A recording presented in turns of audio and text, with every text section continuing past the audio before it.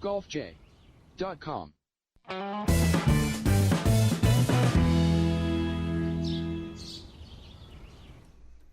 And good evening, everybody. Welcome to a special U.S. Open recap episode of the golfj.com podcast on fingerlakes1.tv. I'm Jim Sinacropi alongside Rhett Taccone, Doug Brown, here inside the fingerlakes1.com studios in Seneca Falls, New York. It's Monday, June 20th, 2016, where tonight we'll be talking about a wild weekend at Oakmont, Dustin Johnson's career-elevating victory, the ruling on Hole 5.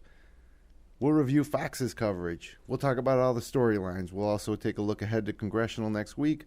And then after that, it's the Bridgestone. So, I mean, we're right in the heart of a... golf. Best time of year. Yeah. Best time of year for sure. It could be leading right into the British. And we'll give you our weekly Golf J trivia question and a lot more. So, first of all, congratulations to Dustin Johnson. Absolutely. I mean... It's great for the game of golf because now golf's big three is golf's big four, right? And he's been on he's been knocking on that door for a while now. I mean, how many runner-ups and top fives he's had in majors in the last couple of years? Right.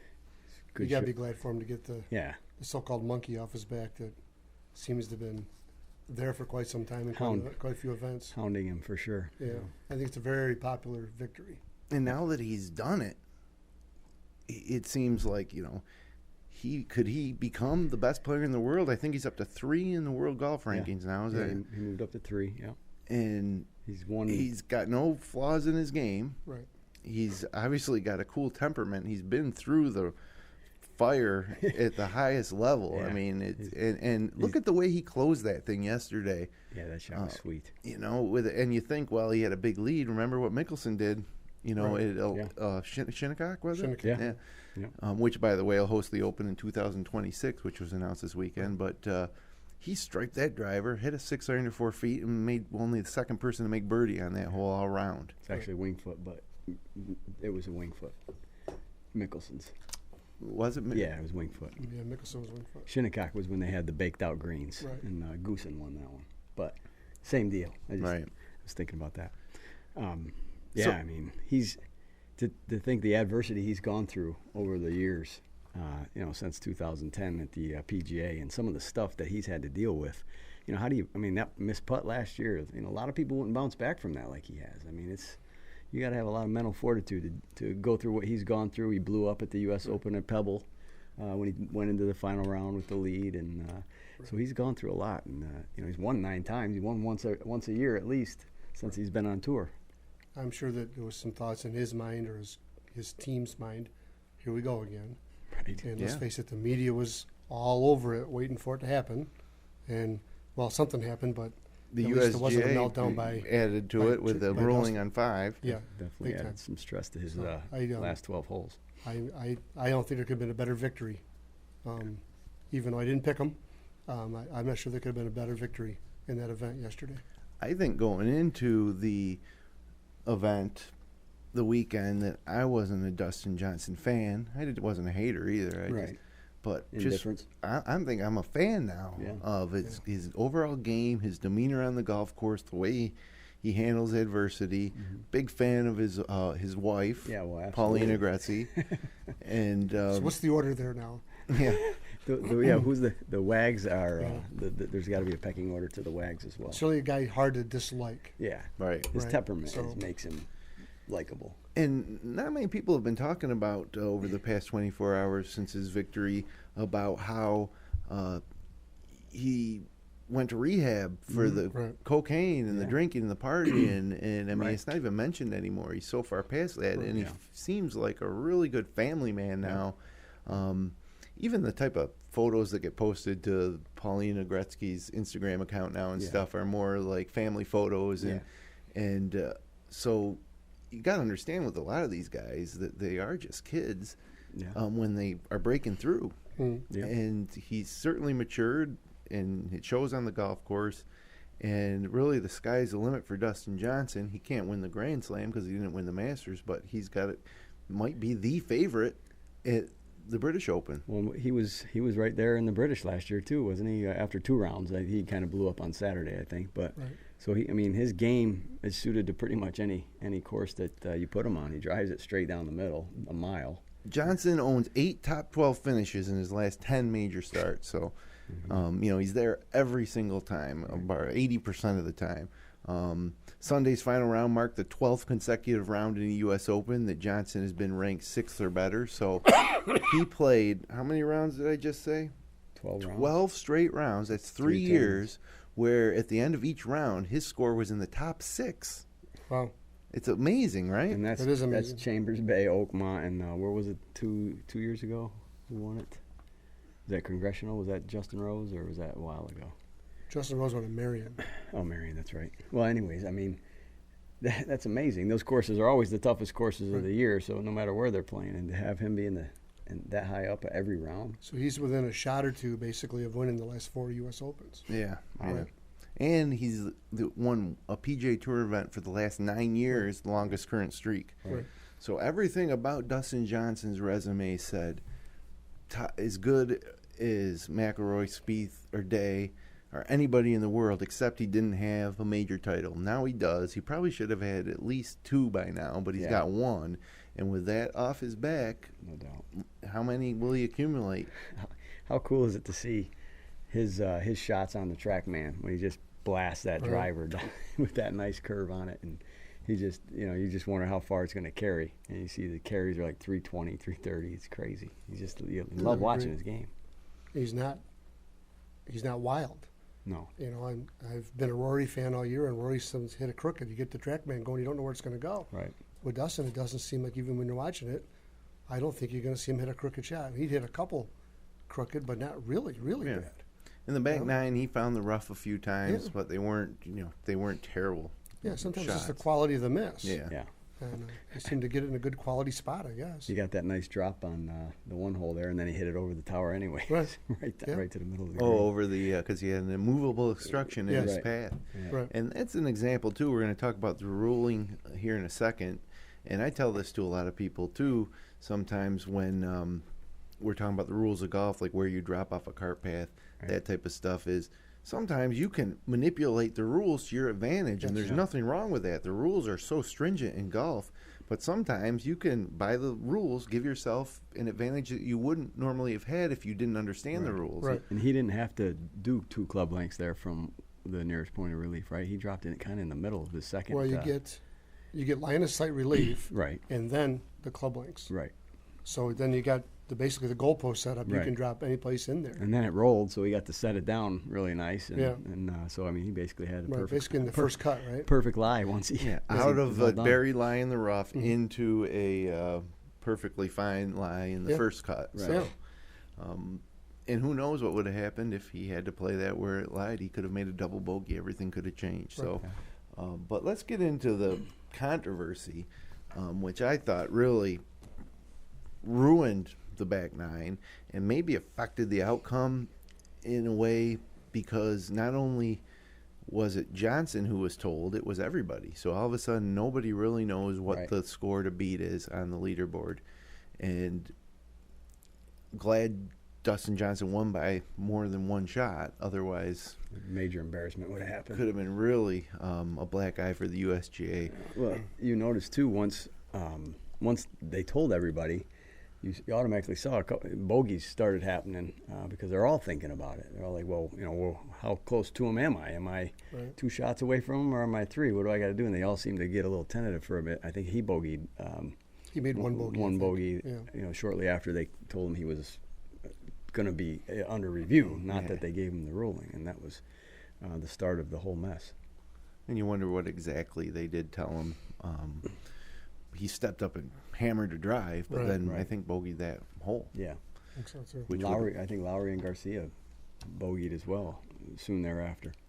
Well, we're obviously talking about what happened on hole 5, where Dustin Johnson placed his ball down after it was his second putt. His first putt went by. He had, about 4 feet left back for par, and he marked his ball. He removed the mark, took some practice strokes, and then didn't ground his club, but set it behind the ball, hovering above the green, and noticed the ball moved. Nobody else on TV or anything would have known that ball moved because they weren't zoomed in on it or anything. So Johnson called it like Shane Lowry did in Saturday's round that cost him a one-shot penalty because he was definitely deemed to have moved it. And it happened to someone else this weekend, too. I can't remember the guy's name, but they showed him on Fox's coverage who seemed to clearly break the rule, but he wasn't penalized. Right. So long story short, the rules official comes over, Lee Westwood, his playing partner, comes over, and they agree that he didn't deem it to move it. It moved on its own. And then 7 holes later, a good hour and a half later, the USGA officials come out to Dustin Johnson and tell him that that might be a one-stroke penalty, that he'll have to review it at the end of the round. And as you watch the coverage, you come to find out that they had pretty much decided it should have been a one-stroke penalty. So in that case, why not just say, look, we're assessing you one stroke. Here's your score. Everybody knows what it is. So what's your take on that whole situation, Red? Who's at fault? Did the USGA do the right thing? I don't really have a problem with the ruling because it is so vague. Where if you're, it's one of those things where they ask him, did you cause it to move? He says no. Well, okay, so he says no. They move on, but you can go back to it. You do have the technology to be able to review it and look at it, and that's fine. And I think he would be fine with that too if he knew that he was under review right there, and then knew that he would know within the next hole or two. But to wait until 7 holes later to tell him, now we're into the thick of it. We're in the back 9, and everybody's getting told, and then to still say, hey, we're still reviewing this. I mean, like you said, hour and a half. I mean, you could have. They knew what they were going to call within minutes of that happening. So to go tell them, be done with it, and move on. He still would have won, but it would have put everybody's mind at ease. Everybody would have known where they stood, and then it would have been done. But they totally made a farce of it, and it got into it, and Fox took it and ran with it, and everybody was kind of just fumbling all over themselves. Brownie, what do you think about it? The same kind of thing. I think the length of time from the 5th hole to the 12th hole is unacceptable. They fully have the right to go back and review it and assess the penalty. I think that if they just give him a penalty on the 6th hole, if they didn't realize it, give him the penalty, he still has the right to debate it at the end because he hasn't signed the card yet. So the score would have gone up on the leaderboard has been, I think it went from -5 to -4. It would have gone from 5 to 4. I don't remember the exact numbers. All right. I think that was the sad part of it, was the amount of time it took. And then they were actually looking for him to say something that would have caused the ball to move if it wasn't him. Right. Which would have protected the USGA from making the decision. A gust of wind. Yeah. Which there wasn't. Right. Okay. Reading the rule, they enforced the rule as it was written. Yeah, I'd agree with you there. They did. The rule is weak. When you get into this 51-49 of, if we can't prove anything else, must be the player did it. Yeah. So much for being innocent until proven guilty. Right. But overall, in my opinion, those guys on TV, they will call the penalty themselves long before somebody else will call it on them. Okay? Right. You saw events of that this week. Lowry knew he hit the ball. There was no debate. Yep. He touched the ball, it moved, it was a penalty. This other guy called him in, and he got the benefit of this ruling, where allegedly he didn't cause the ball to move, even though he grounded the club. Okay? But that was where the inconsistency comes out. It makes the USGA look silly. Yeah. Is theoretically Dustin Johnson and this other guy, we can't think of his name, did the same thing. Yeah. Yep. And one got tagged and one didn't. Right? And the commentators too were right on it. They were, they were like, he didn't do anything. I mean, he didn't cause it. No worries. And then you saw all the guys that were done playing, tweeting it out, and it was. I thought Fox's commentators could have had some stronger opinions on it all, but they also seemed very confused in terms of even knowing what was going on or getting information from the USGA. They kept saying, well, we're going to wait and find out. Right. Geez, you just paid so much money for this broadcast to the USGA. Don't you have a direct line to that type of information? Demand it. Yeah. So, but as far as I'm concerned, while the USGA at the end of the day probably did make the right call to the letter of the rule, they also violated, I don't know if it's an unwritten rule, but he got a ruling on the course from one of their officials. Right. It was done. Right. If it's never mentioned again after that, there's no controversy. Nobody was going to go back and say, look, Dustin Johnson broke that rule. Right. I don't think. I wasn't thinking about it. Nobody was talking about it anymore. So the one of the officials said that the way they covered that by protecting their officials around the golf course, if that had happened and they didn't call the ruling official in on the fifth green, it would have been a 2-stroke penalty. Right, because he would have had to replace it as well before he hit it, which he didn't. Right. So they take that piece out of it because the official said, you're doing the right thing. But then they did an overview later on and said, this doesn't look right. Right. Okay. So I guess the official doesn't have total control, or the referee, whatever you want to call him. He doesn't have total control of the decision. But he made one based on the information he had. He's not going to see a videotape out there. Right? Right. I personally, I also feel that Dustin Johnson said that he didn't do anything to cause it to move. Yeah, it's very clear. So if that's the case, then that's the end of the story. These guys police themselves all the time, and I guarantee you that if Dustin Johnson did think that he caused it to move, that he would have called himself on it. And that's a huge part of the game. So you're right. Unless that video showed something that Dustin couldn't feel. Yeah. You know, if that putter did graze the ball on the way by, we would have seen it when the club went by the ball. Yeah. And could the player not feel it? Maybe.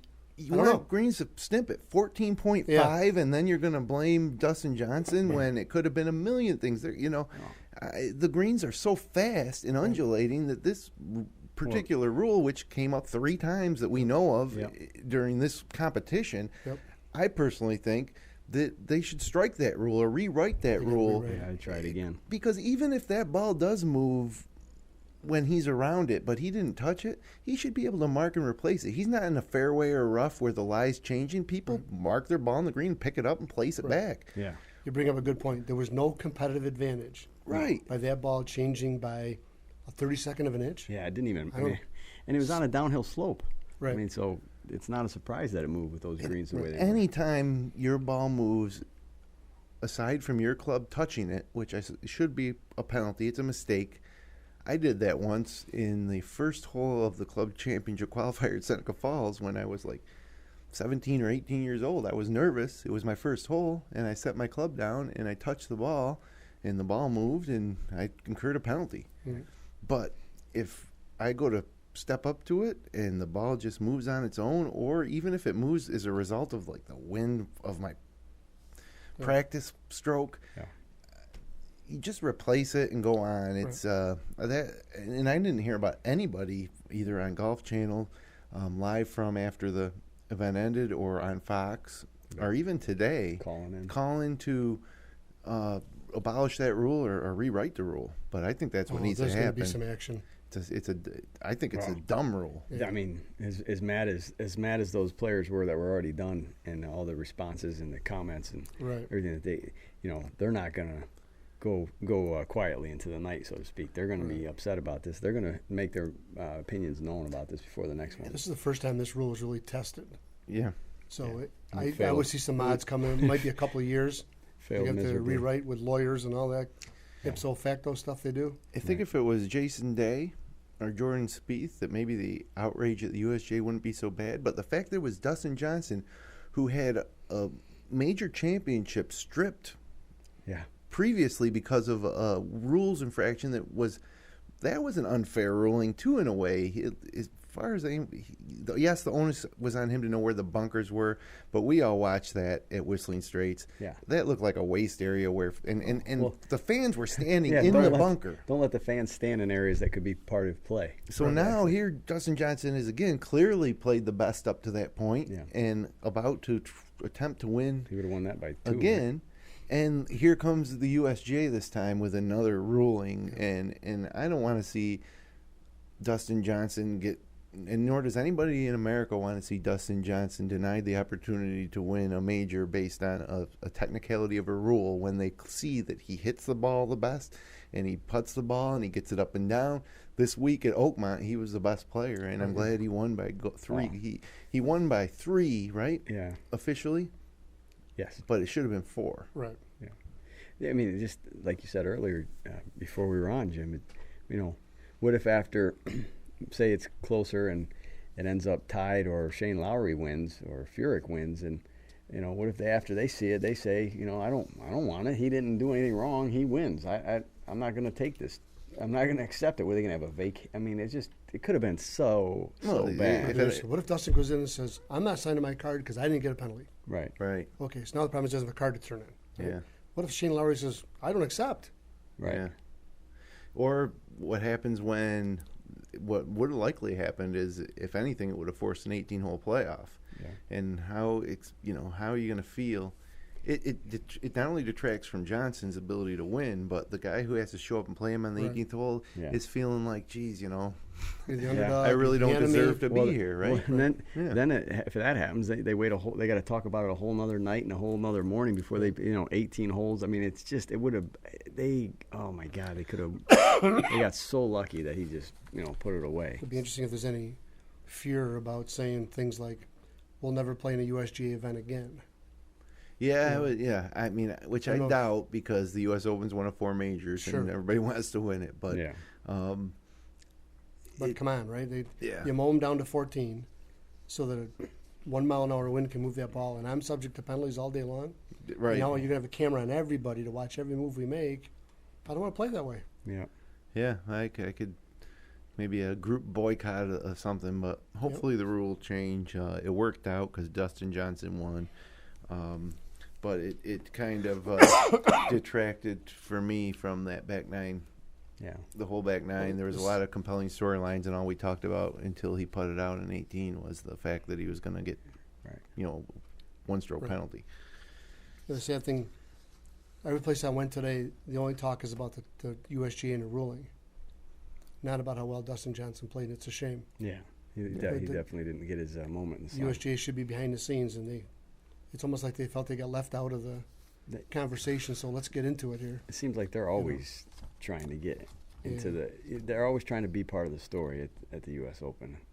And they are anyways, so leave it at that, right? Yeah, but they seem like they're always trying to do extra stuff to make more of what it is. I mean, when they bake out the greens, or they make them as fast as they are now, or the rough is unbearable. Play turn par 4s into par 3s and par 5s into par 4s, and last year there was some holes that we didn't know what the par was going to be until that day. Right. Yeah, which is 2 of them switched around. Well, and then when they do at Olympic, when they shave down all the the rough on the sides of the green, so if you missed it on the right, it would roll down the hill into the trees, which was it would never go down there on any normal day when you play there.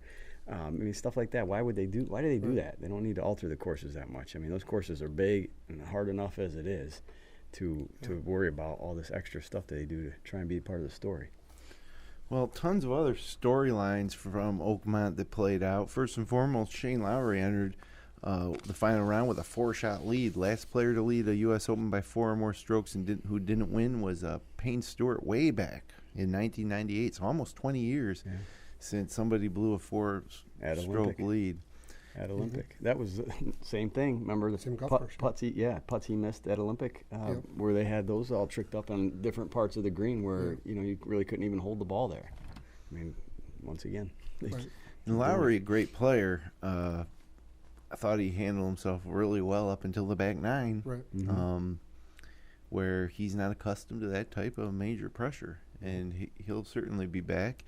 We argued after what was the tour event he won recently, or maybe it was in the winter he won on tour. Yeah. Did he get a bounce off a tree or something? Well, I just say it was getting to the point where we were wondering who might be the best player in Ireland. Right. Rory or Shane Lowry. Right. So he's making a name for himself. I'm sure he'll bounce back. Gotta like his game. Totally agree. Yeah. Now there was a time on Sunday when Jason Day looked like he might come from behind.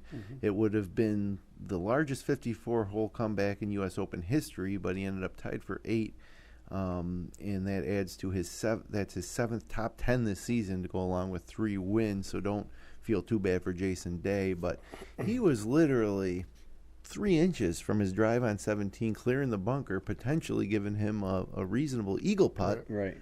Which would have put him at. I think that would have put him at 3 under at the time. He's only got the 1 under, I believe. He was 1 over from the round, and he doubled that hole. He hit it from one side to the other, and he was inches away from being on for eagle. Yeah. Yeah, and then he bogeyed 18 as well.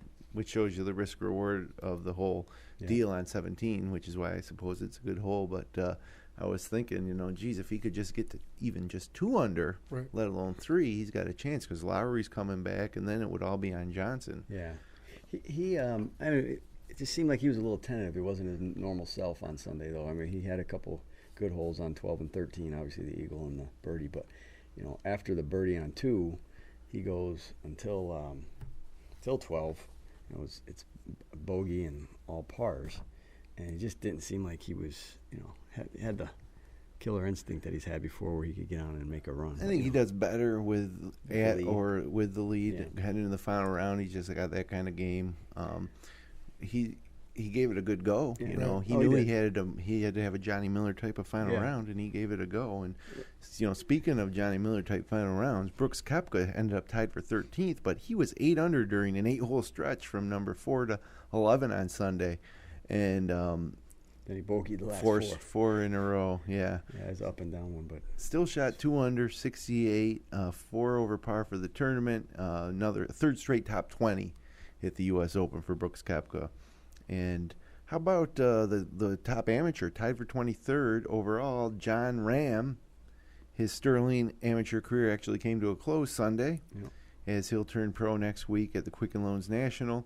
But the only amateur to make the cut, and he shot 72-70 on the weekend, and so he's ready. He's ready to turn pro. Yeah, he played in a couple of tour events in the last couple of years. He's an Arizona State guy. He played in that tournament that has the par 3 totally enclosed of the stadium where they all go nuts. TPC Scottsdale. That's the one, right? He played in that every year, but he played pretty well one year. He was up on the leaderboard. So we'll see how he does next week at Congressional. The biggest storyline, now you guys, 1 week ago, somebody, I might have brought up Jim Furyk, and you guys were like, "Oh, you got crazy Jim Furyk," and I was chance, right? This has been a career goal of his to win at Oakmont. I stand behind that decision. Amazingly, finishes tied for second, 1 under par. -4 on Sunday. Yeah, and he bogeyed 18, right? I believe so. I think he was 2 under, and he bogeyed 18. Yeah, he birdied 17, bogeyed 18. Yeah, but he had 1, 2. Yeah, he was -4. 5 birdies and a bogey. So Furyk, not done yet as far as competing for majors. We stayed off him as he hasn't played much this year. Right. Yeah. And we said nothing to do with his skill and his mentality and all that. It's just he wasn't very tested. Right. So but I'm trying to defend my decision. We missed it, but I would pick that again. I wouldn't say 100 times out of 100 that he would have had a chance. Same circumstances, it wasn't a good pick. Yeah. Now maybe I'll think differently though at the Open if he comes into form here. It looks like he is. Tied for second with Scott Piercy, who nobody picked either.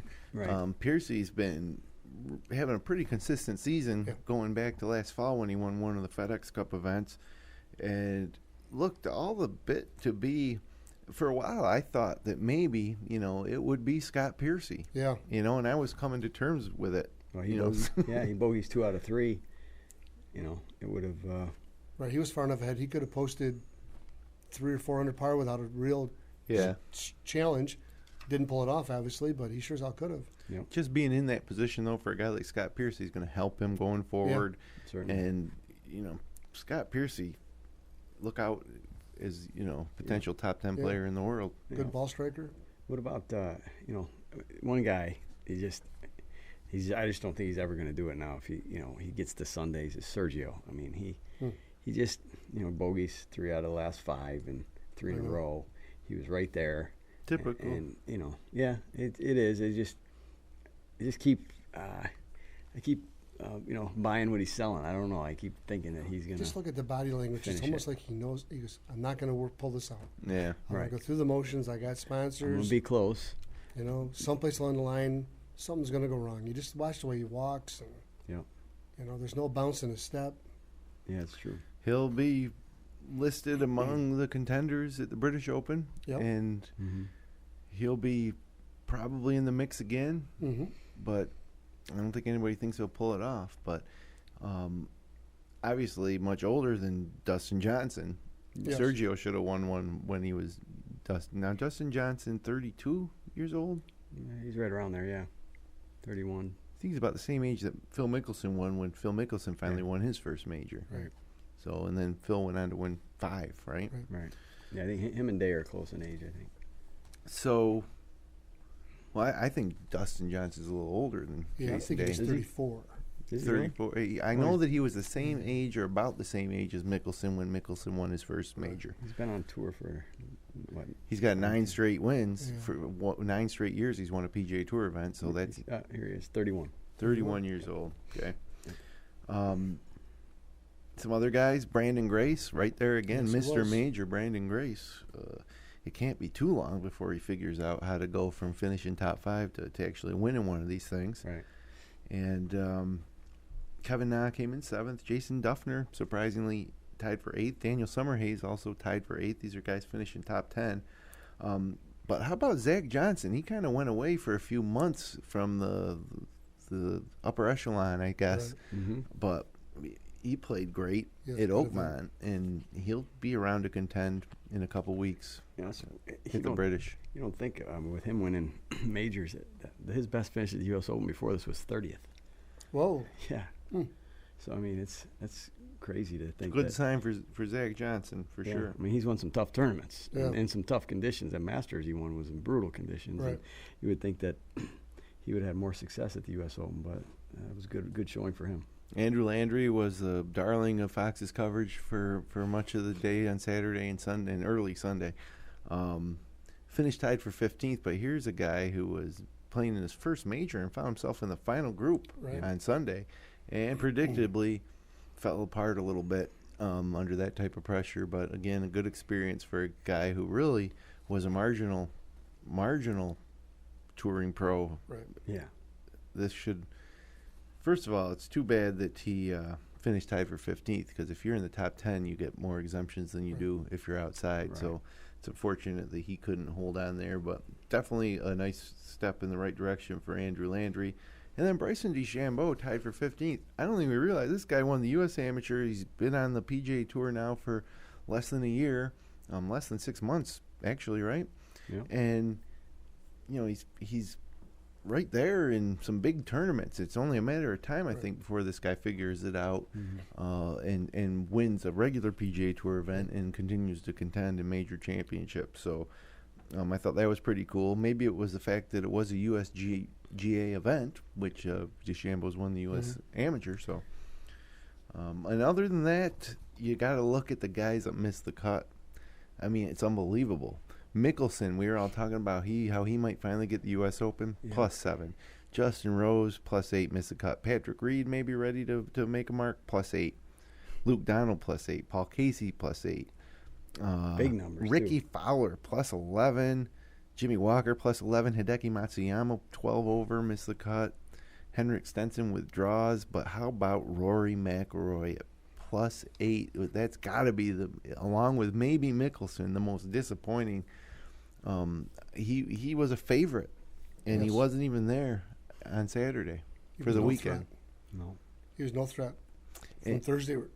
Once he started playing Thursday, it was a mess. How about Bubba too? You know, you just were watching him, and Bubba was under par for a while. Yeah, and then you just think, all right, when is it going to happen where Bubba gets on one of these holes and it just all comes spinning off? And that was in the. So for Rory, it's got to be mental now. He's got to be frustrated enough that every event he's going to, he knows it's the one, right? And you know, I've been riding him hard all year long. He's ready. He's ready.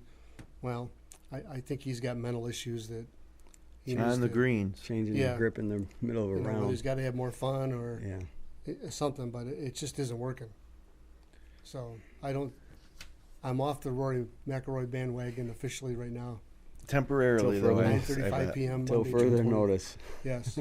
On the Dustin Johnson wagon. I think another storyline to wrap this up was the greens crew, who just did a yeoman's job of getting that course into the best shape it could after a ton of rain fell on Thursday. Right. Yeah. They worked through the night. They rebuilt bunkers. They on all weekend, really, the course was phenomenal. It had to be the best conditioned golf course that I've seen all year on tour. Oh yeah, that place is beautiful. I mean, they know what they're doing there. And we're talking about tons of greens superintendents from around the area coming over. It wasn't just the Oakmont, normal crew. So they all did a great job. Now, there's a lot that goes on behind the scenes in any event, even if the weather's good. Yeah, that we don't notice, right? But certainly. To think they're working on bunkers at 3:00 in the morning. Well, there's a couple pictures. They were just washed out, and there was like ponds. I mean, right. 5-6 inches deep. Pump them and redistribute the sand. They started the one round before they let the fans in. Right. I think it was Saturday morning. Yeah. I remember right on that. But there's bark chips that got to be put down. You got to make it as good a deal you can for the spectators. Right. You just don't. A lot of that stuff it's goes more unnoticed. than just getting the course set and everything that goes along with it. And with the delayed rounds, they had to change the cups. Right. After play completed on Friday and Saturday to the next round's cup. So they're using both sides. It was a shotgun start a couple days. Yeah, and you plan for all those contingencies, but that was a severe amount of rain that they got on Thursday, and a major stoppage of they really set them back. Sure. With that many golfers in the U.S. Open, so we were looking forward to see how Fox Sports performed, and I don't know. I guess Brownie, I'll start with you. Let's grade Fox's coverage, A, B, C, D, plus minus. B minus, C plus range. I think they were better than last year. I think they had far too many announcers, couldn't keep track of who was who. Yeah. Maybe a little too much technology. There was a couple things I said earlier. I liked the split screen shot tracker. And you saw the ball from behind them and the overhead. Yeah. Okay, I thought that was great. But I thought there was too many signs to where you got to go 297 to this bunker and 302 to this bunker. There was just too much of that on the screen for me. There's the guy that was doing the after round interviews. I thought was cold. I don't know his name, but was that Shane Bacon? What's his name? Was it Shane Bacon? I think that's right. Yeah. I'm not sure if cold's the right adjective, but I don't know. There just wasn't any golf natural type to him. Right. So I think they did better. I think they got a ways to go. Yeah. Okay. I mean, they're a half a grade below CBS, or a grade below CBS. Yeah. Okay. Just too much. Too much Curtis. Too much. All of them. Just too much. What do you think, Rat? What grade would you give them? Well, I think last year I gave them a D. We all did, I believe, and I think this year I'd go up to a C, C plus. I do like the tech that they bring into it with the mics in the cups, and the audio's phenomenal. Yeah, and they do have a lot of. I think they have more on-course cameramen. I think than maybe the players don't like as much, but I think they do have some more better views of some things. But I think what their problem is that they're just lacking the personalities, the talent. Is all taken up by CBS, NBC, and all the Farady's and Jim Nantz and Faldo, and I just don't know if there's any other really good personalities out there that they could tap into. I mean, you would have thought Greg Norman would have been that guy last year, and I think I think Jim and I think we texted last night that Zinger, it was almost like he was playing to the level of his competition where. He kind of got drawn down, because I know watching him on the Open when he did it for ESPN with Mike Tirico and when Faldo was there, he was fabulous. I mean, he had a lot of great insight and knew exactly what to say and brought a lot to the table. But I think Curtis brought him down, and I think McCarron and all those other extras, and then Faxon was just a dud. Yeah, I got to tell you, no offense to him, but he was awful. I'm going to give him a C minus, and. I love the shot tracker a lot. Like, why doesn't CBS or NBC have that on every hole too? Because watching tee shots, you normally can't tell anything other than the player's reaction and what the announcers tell you. Right. This way, as soon as he hits it, you're watching it. You're going, oh, that looks great, or that's going left. The audio is amazing. Mics in every cup, microphones all over the course. We got to hear so much great conversations. The extended coverage was great too. They were willing to stay on the air for 13 hours on Friday and Saturday, and I didn't like how they cut on Saturday to make you go to Fox Sports 1 before Saturday's coverage is over, because not everybody gets Fox Sports 1. So, but luckily, we get it, and so we got to continue watching it. But thought they missed out on a lot of action by sticking with just like 4 or 5 guys, especially on Sunday as Brooks Koepka was making his charge, and I know Day was out in the course, and I would have liked to see more of some of these other guys that were just a little bit off that first page of the leaderboard, but still in contention. Well, Koepka goes 8 under, and they don't show any of it. Yeah, and they didn't show the leaderboard. They showed the little mini leaderboard in the corner the entire time, but they very rarely, honestly, 2-3 times, went to the full leaderboard, which, you know, if anybody that's in golf pools and stuff, they want to see kind of who, you know, how if your guy's getting top 20 or not. So show the full leaderboard a little bit more. I thought they were really bad in getting the information on that USGA ruling situation. I mean, they kept saying, we're waiting to hear from this or wait. What do you got to wait to hear from anybody? You have a partnership with the USGA. You should have easy access to all that information right off the bat. I think they let him off the hook too when you know, they didn't really press him for information like Brandel did afterwards. But they definitely were lax in a lot of areas still. The other thing, the worst part was the announcing. Yeah, there was no comfortable banter going on there, and they really didn't understand who was supposed to talk and when.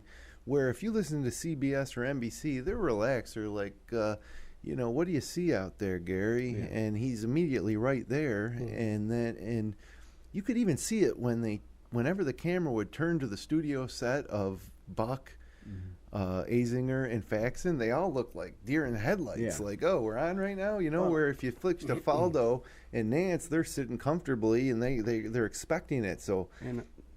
I think it's because they just have not done golf telecasts enough. I think if they did 20 of them, they'd finally get up to speed. But until they just need more experience. But it might be a Joe Buck problem too. I don't know if I don't think he's that comfortable doing golf. I thought Joe did better this year than last year by a lot. Yeah, I didn't have a big problem with Joe Buck at all. But I just he was stiff last year. But you know, with what I'm saying is, I guess Nance is the guy that kind of leads it and directs it, and is behind the scenes with Faldo and those guys. Johnny Miller's the guy, and that's the personalities I was referring to, and they've had so many years' experience. Well, we don't even know the play-by-play guy by name that Johnny Miller. We do. The guy that does the anchors with Johnny Miller on NBC. He's Hicks. Dan Hicks. Yeah. He's probably the less fame. He does the best job and has the least fame. But there's that banter there, repertoire, and comfortableness with him. And I just, Joe Buck, I think maybe he could get to it, but I just never thought his personality fits this anyways. I think he's a little dry in my mind. Well, I do think he did better myself. I was at least comfortable with Joe Buck. And I say I was impressed, but I was comfortable. But, Joe Buck's going to keep it on the straight and narrow in terms of a professional type delivery. My least favorite guy was Brad Faxon, I'm sorry to say. I just felt like he stated the obvious constantly. Right. Well, there's too much talking sometimes. Yeah, and then there were sometimes where there wasn't enough. Like they would cut to a guy who's like over a putt, and they would step back, and nobody would say anything for like 8 seconds. Then all of a sudden, Brad Faxon would say 8 feet for par. Right. And we know that. How about a little insight? Because that's down in the corner of the TV. They kept bringing up all the. Who he was, all that kind of stuff. Well, do you think having 3 up there is a little overkill for them? I mean, maybe. Well, maybe. Probably is, because you're battling for time. And you're right, Faxon wasn't good. If it was just Buck and Azinger, probably would have been better. Yeah, Azinger might have been able to take a little more control of it. Because he can take the control. I certainly totally agree with you. And not having to worry about, should I let Brad say something or should I let Joe Sometimes I had trouble telling if it was Faxon or Azinger talking because their voices were kind of similar too. So I think a lot of it is just experience. When anything that you do a number of times, you get better at. And this was really they did the other USGA championships last year, but not this team. This was this team's first time. Right. So I think they'll get better.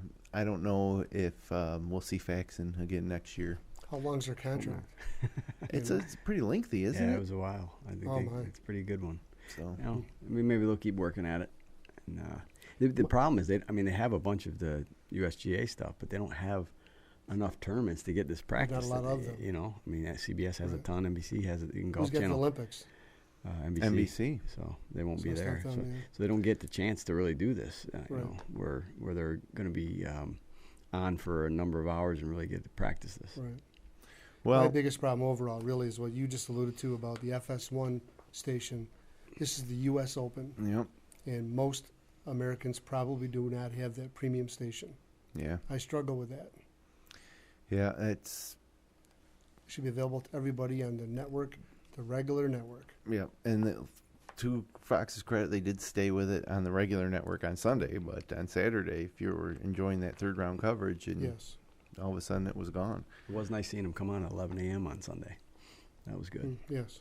Long day of golf. Well, we are really running a little behind here, so let's kick it over for this week's Golf J trivia question, and we're heading to Congressional next week, so I want this week's question, which you can tweet the answer at the Golf J on Twitter. First tweet will win a Golf J hat. And this week's question: what was the name of the PGA Tour event that was hosted at Congressional 7 times from 1980 to 1986? That's 1980 to 1986. We'll give you the answer at the end of the show. But first, let's start talking a little bit about Congressional. Established in 1924, Congressional was the site where Ken Venturi staggered through the stifling heat to win the 1964 U.S. Open. First of 3 Opens held there, along with a PGA Championship in 1976. And then they hosted the PGA Tour event that's the subject of this week's trivia question. And now back as a regular PGA Tour stop is a Quicken Loans National since 2007. You can watch it on TV Thursday through Friday, 3:30, 6:30 Eastern on the Golf Channel. Saturday, 1 to 2:30, Saturday and Sunday, 1 to 2:30 on the Golf Channel, and then 3 to 6 on CBS. So you got Ricky Fowler there. You got Troy Merritt, the defending champ, returning. And this is a tournament, guys, that has produced winners since going back. You had Troy Merritt last year, nothing too exciting. But then you had Justin Rose in 2014, Bill Haas in 2013, Tiger Woods in 2012, Nick Watney 2011, Justin Rose won in 2010, so Rose won twice here. And Patrick Reed's there. Ricky Fowler's there. Bryson DeChambeau is there. You have John Rahm's going to make his first appearance. Yeah. So not quite the field that we had at Oakmont, but pretty good. And Congressional's a pretty big tournament. It's Tiger's tournament. He'll be there ceremonially, but not as a player. But what do you think, fellas? What do we have for picks this week at Congressional? Jim Furyk. We all love Furyk. It's unanimous. I'm gonna go with Charlie Hoffman. Okay. Is Jim Furyk? Oh, he is playing. Okay. Yeah, he is. Is he your pick? Yeah. I'll stick with it. So you're going with Furyk. Hey, yes. He's playing good, right? That's right. Take the hot guy. Well, my pick this week is gonna be Russell Henley. Mark my words. Henley will be hoisting the trophy at Congressional. Any reason why we're marking your words? Or he's been playing well all year. There's always this group of 15 or so guys that I feel like are going to win any week, and he's at the top, outside of the top 10 ranked world golfers. There's this group of 10 or 15 guys, and Henley's in that group along with guys like I guess Kevin Streelman would be in that group as well. Gary Woodland. Thomas. Just guys that are playing well now and have played well for consecutive weeks and are just kind of knocking on the door. All these young guys. Henley played good in Memphis as well. So, has any of our picks been close this year? I think I got the day pick at the Players. Yeah. Okay, you pick them in all those events. That's it though. I think.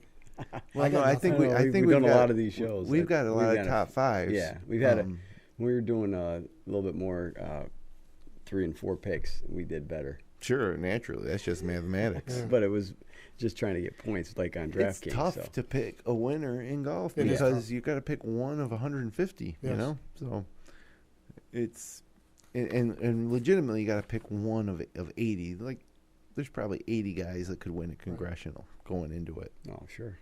And probably of those 80, there's probably 20 to 30 that are good bets. And even that's not good odds. Right. And none of us are talking about Ricky or anything like that. I mean, we're off of him. He'll probably go out and blister the field.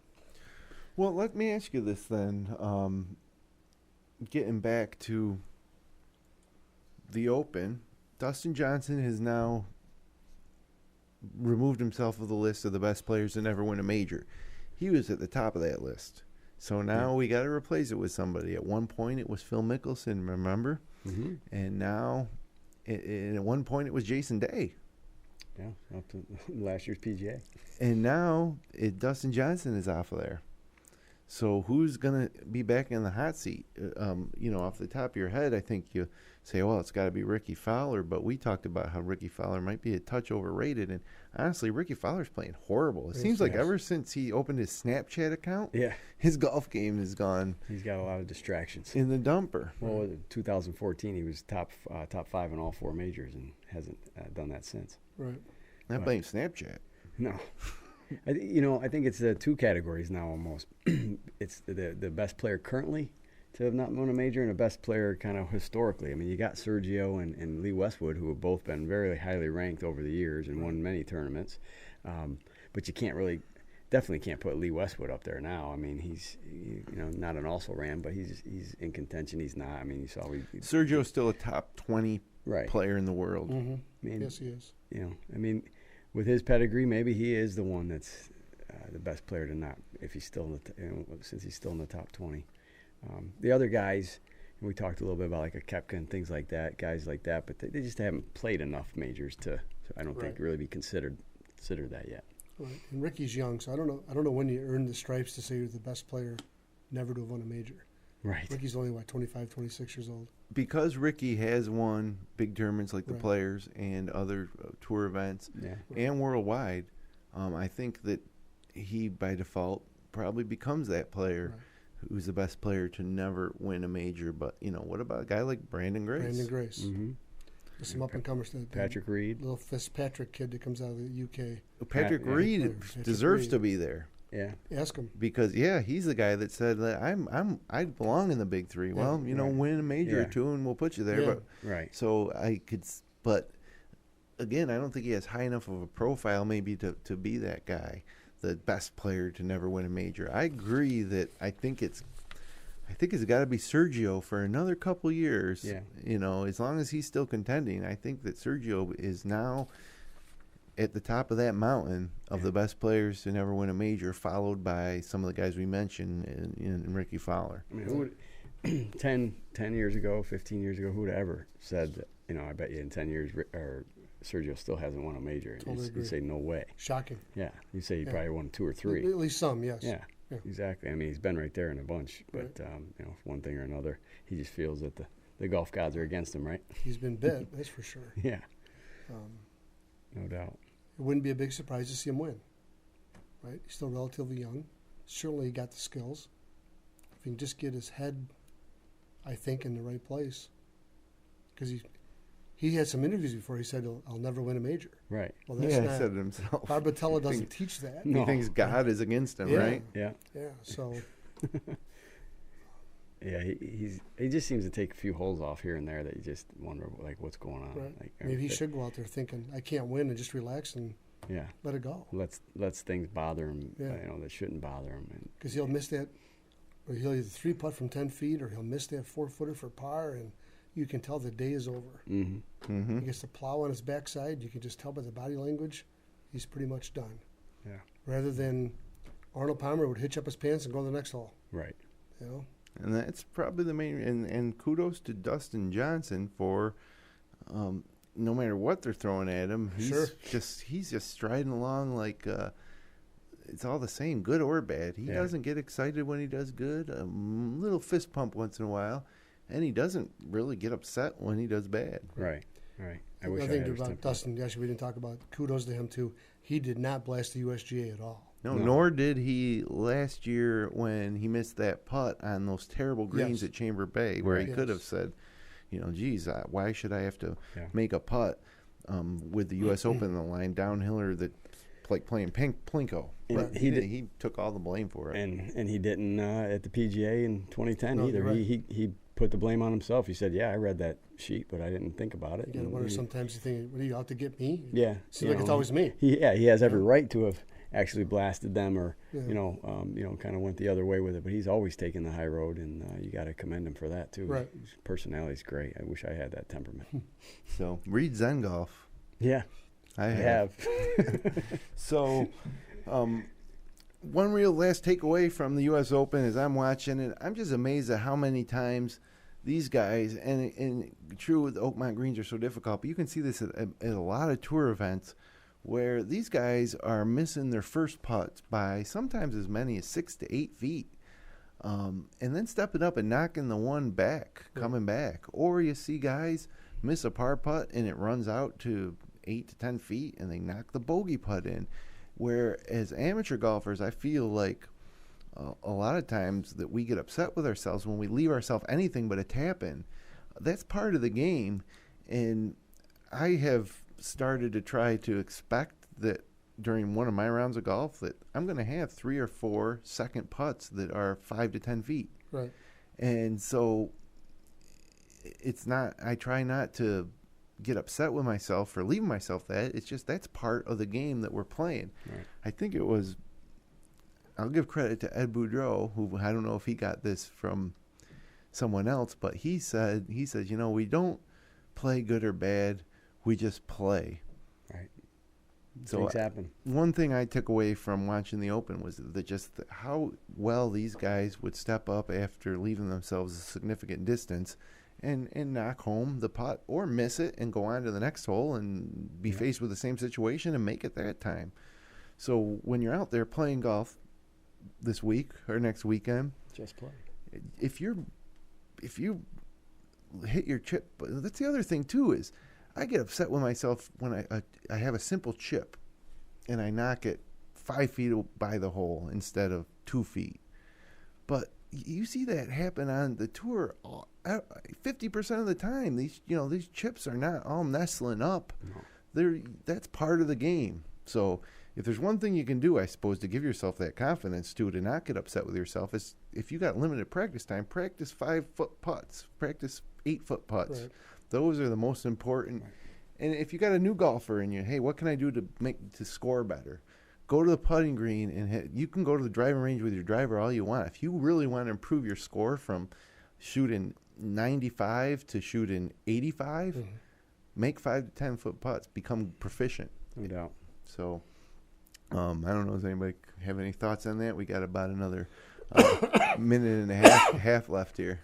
Which, by the way, my even roll putter is just bang. I was going to ask you how that was working out for you. It's working out well. Yeah. You look at the stats on Sundays in the final rounds. A lot of times they'll put up a line on the bottom. Somebody's putting. He's 60 for 60 from inside 10 feet or 10 feet and in all week. Right. Now, sure, some of those are little 2-inch tap-ins, but think about that. 60 putts from 10 feet and in he hasn't missed. Those are the guys that are usually leading the tournament. No question.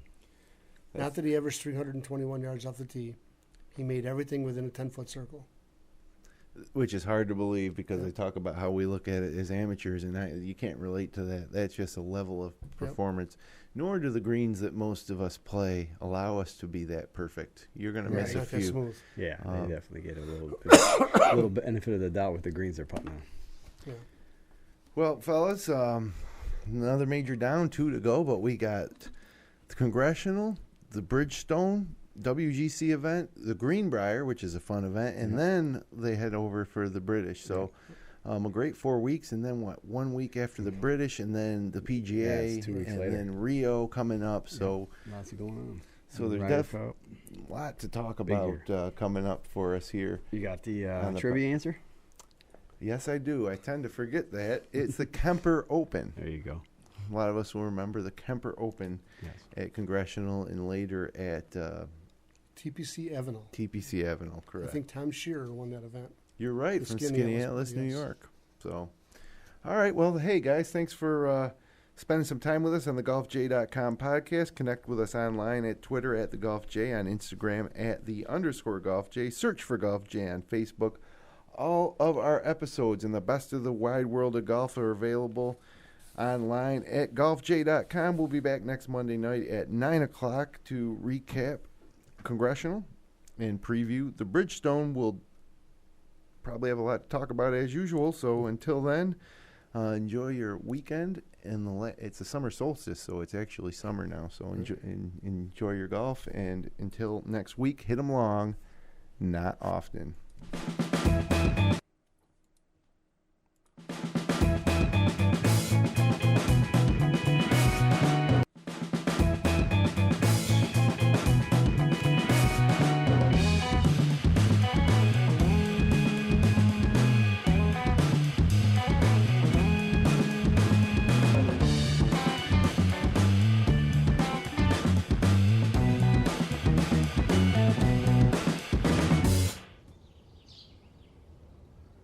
golfj.com